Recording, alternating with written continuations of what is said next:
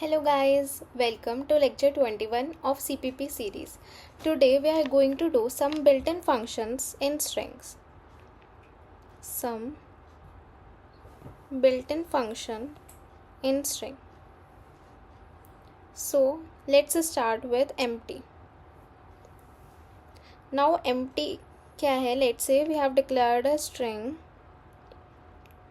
Let's say string name equals to Ram.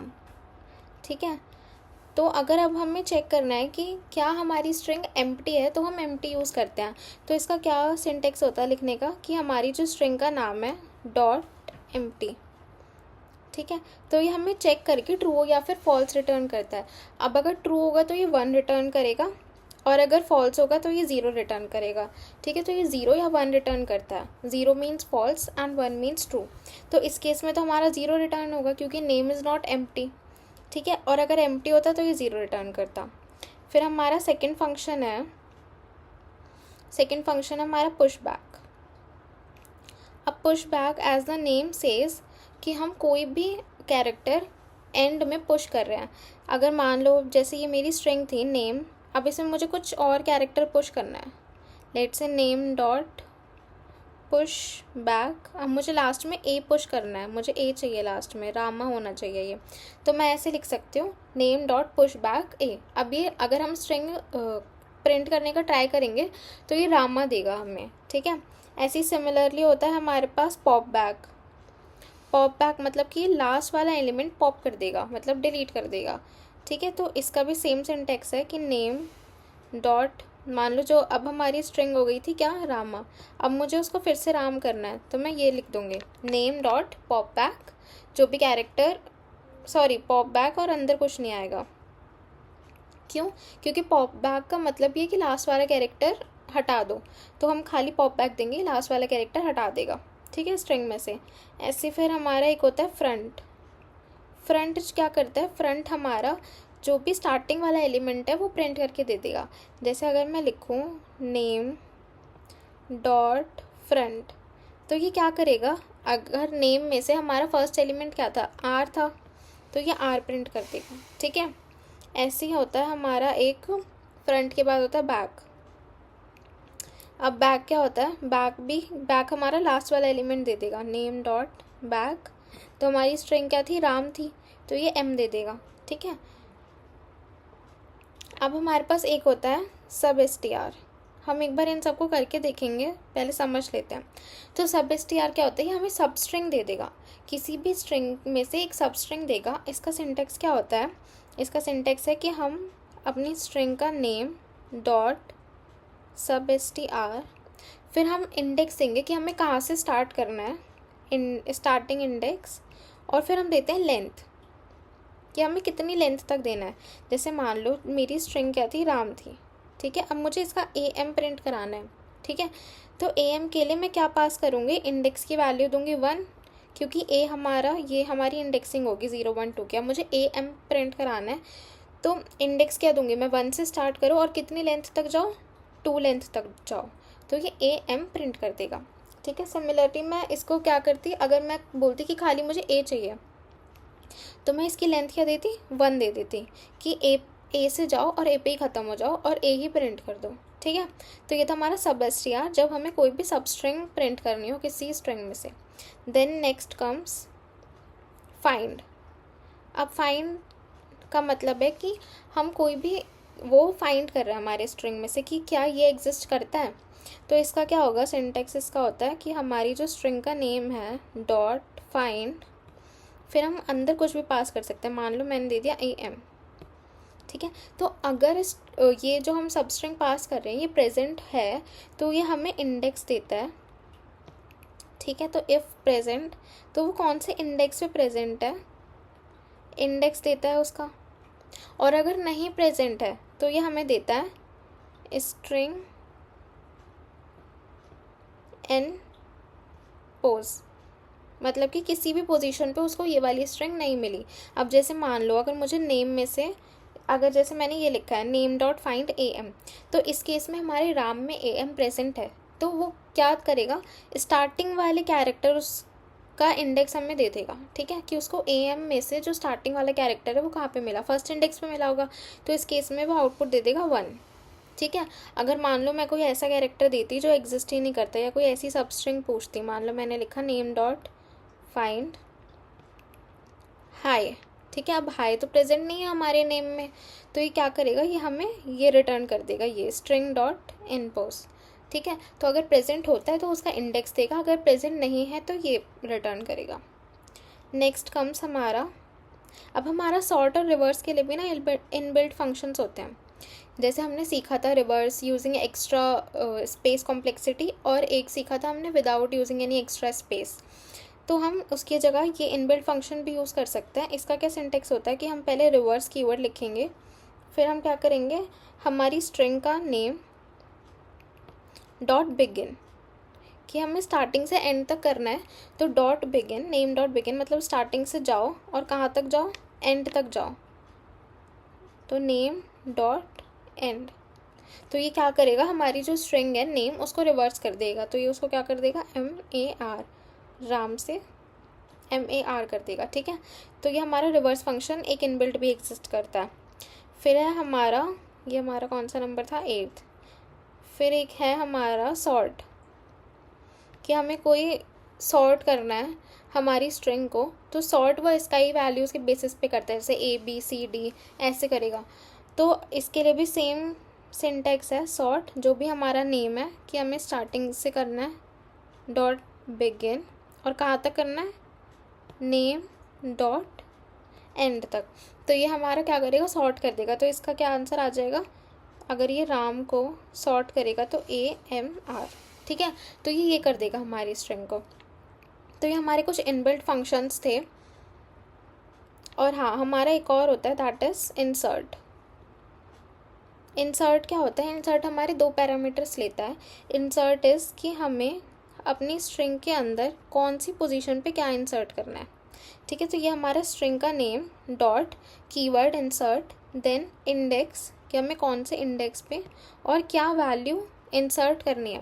तो अगर मान लो मैं इसको देती हूँ कि नेम डॉट इंसर्ट, क्या फर्स्ट इंडेक्स पे इंसर्ट कर दो, A कर दो, तो ये हमारे राम को क्या कर देगा, RAM, ठीक है। तो इसने ये वाला A इंसर्ट किया होगा।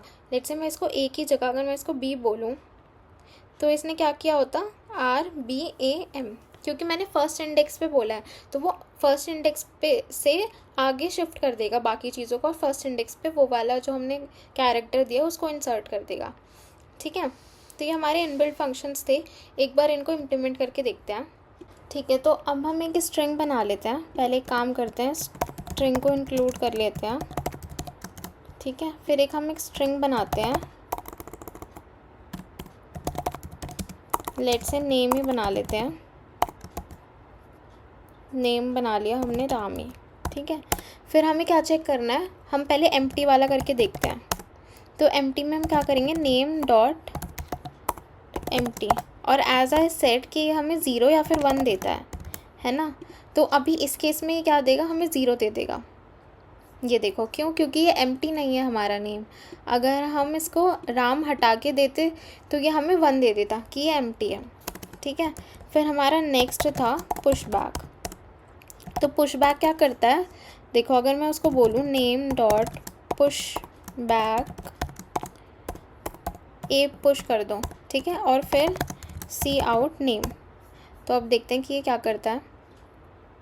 ये देखो उसने क्या किया, रामा कर दिया, क्योंकि राम था और पुश बैक लास्ट में A पुश कर दिया, तो हमारा ये रामा हो गया। फिर हमारा एक और क्या था, पॉप बैक। तो पॉप बैक क्या है, नेम डॉट पॉप बैक करेंगे अगर हम, इसमें हमें कुछ नहीं देना, क्यों, पॉप बैक का मतलब ये है कि लास्ट एलिमेंट रिमूव कर दो। अगर हम फिर से अब इसको सी आउट करके देखें तो हमारा ये ओरिजिनल नेम बन गया होगा फिर से। तो ये देखो, अब पहले रामा था, फिर ये दोबारा से राम हो गया, क्योंकि हमने जो एलिमेंट इंसर्ट किया था उसको हटा दिया। फिर क्या पढ़ा था हमने, फ्रंट। फ्रंट क्या करता है, फ्रंट हमें पहला वाला कैरेक्टर प्रिंट करके दे देगा। तो नेम डॉट फ्रंट, अब देखते हैं ये क्या देता है, ये हमें R देगा। ये देखो इसने आर दे दिया, नेम डॉट फ्रंट यानी कि जो भी स्टार्टिंग वाला कैरेक्टर है वो प्रिंट कर दो। ऐसे सिमिलरली जो बैक था वो क्या करेगा, वो लास्ट वाला दे देगा। तो सी आउट नेम डॉट बैक, तो इस केस में हमें एम मिल जाएगा। ये देखो अब मैंने यहाँ पे एंडल नहीं लगाया इसलिए वो सेम लाइन में आ गए, यहाँ पे एंडल लगा देते हैं। तो अब देखते हैं, तो ये देखो पहले उसने आर दे दिया फ्रंट वाले के लिए और अब उसने एम दे दिया क्योंकि हमने बैक प्रिंट किया है। ठीक है, अब हमने क्या देखा था, एक देखा था हमने इंसर्ट। तो इंसर्ट क्या था, अगर हम करें नेम, इंसर्ट के लिए नेम डॉट इंसर्ट, तो हम फर्स्ट इंडेक्स पे लेट से बी ए कर देते हैं इंसर्ट, और फिर हम कर देते हैं सी आउट नेम। तो इस केस में देखते हैं कि क्या आता है।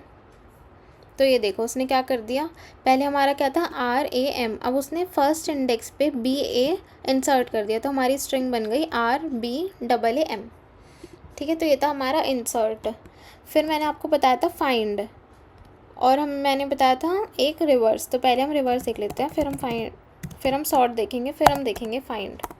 ठीक है, तो रिवर्स क्या होता है, हम कैसे कर सकते हैं रिवर्स, क्या स्ट्रिंग का name dot begin comma name dot and.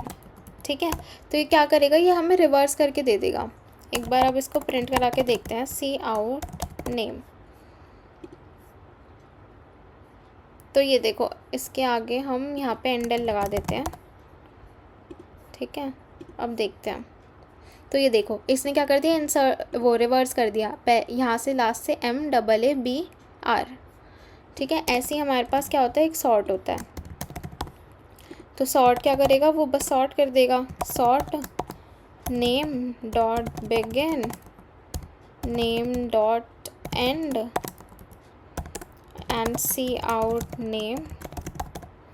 तो ये इस केस में हमें सॉर्टेड मिल जाएगा।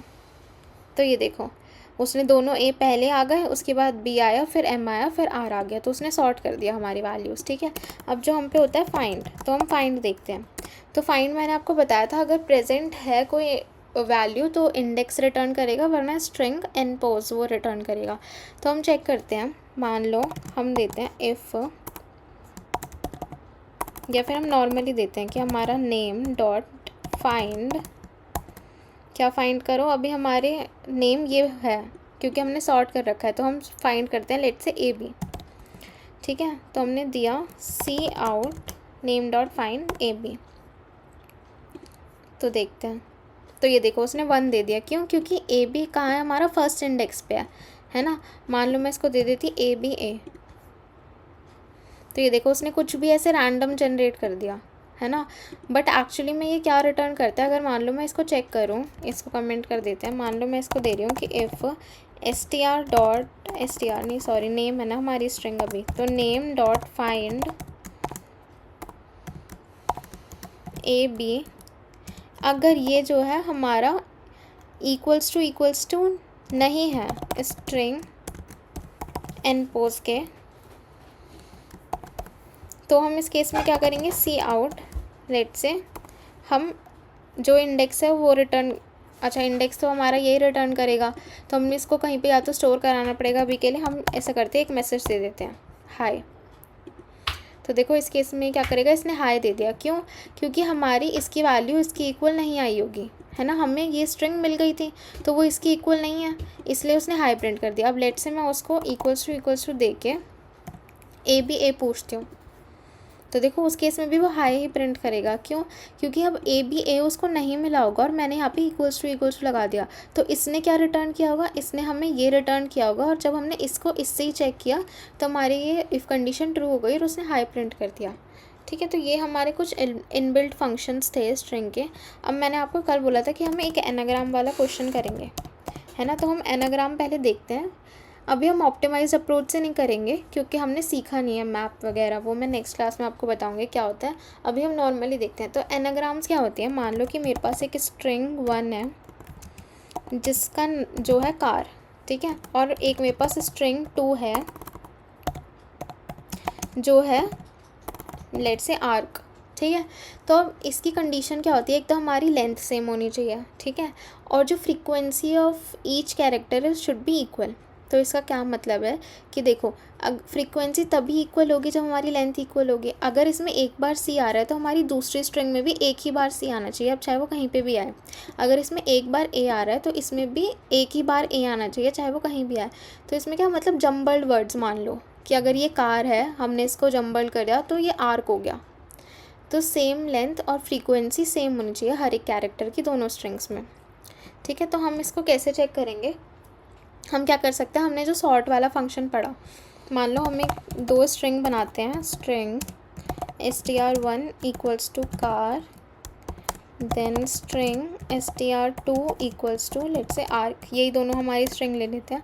अब हम क्या करते हैं, सॉर्ट कर लेते हैं दोनों को ही, ठीक है। तो सॉर्ट क्या किया हमने, पहले str1 को किया str.begin str1.end, ठीक है। तो हमारी फर्स्ट स्ट्रिंग सॉर्ट हो गई होगी।